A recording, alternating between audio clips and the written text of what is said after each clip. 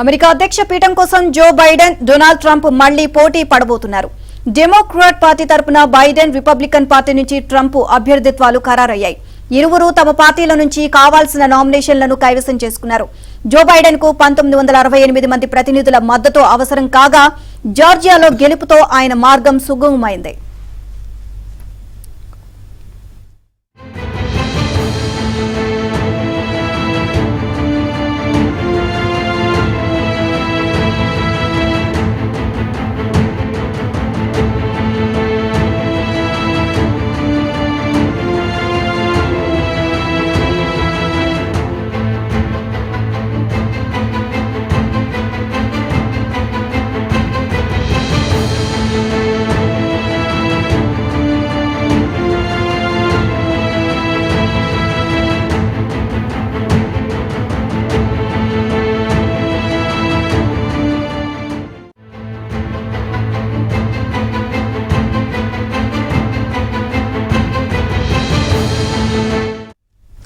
ఇక Washington, Mississippi, Northern Mariana దీవుల్లోనూ Biden విజయం ఖాయమని పార్టీ వర్గాలైతే ధీమాగా ఉన్నాయి.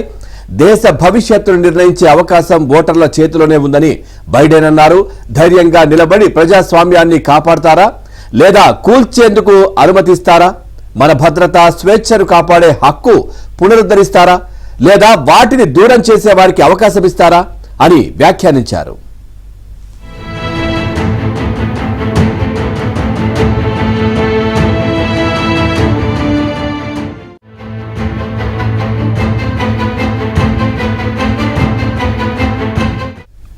ఇటు ట్రంప్ కూడా వాషింగ్టన్ లో గెలుపుతో తనకు కావాల్సిన 1215 మంది ప్రతినిధుల మద్దతును సంపాదించుకున్నారు. చివరి వరకు ట్రంప్ కు పోటీగా ఉన్న నిక్కీ హేలీ కూడా వైదొలిగింది. ఈ ఏడాది నవంబర్లో అధ్యక్ష పీఠం ఎన్నికలు జరగనున్నాయి. బైడెన్, ట్రంప్ ఎన్నికల్లో రెండోసారి తలపడనుండడం ఆసక్తికరంగా మారింది. అయితే అధ్యక్ష ఎన్నికల చరిత్రలో రీమ్యాచ్ జరగడం ఇది రెండోసారి.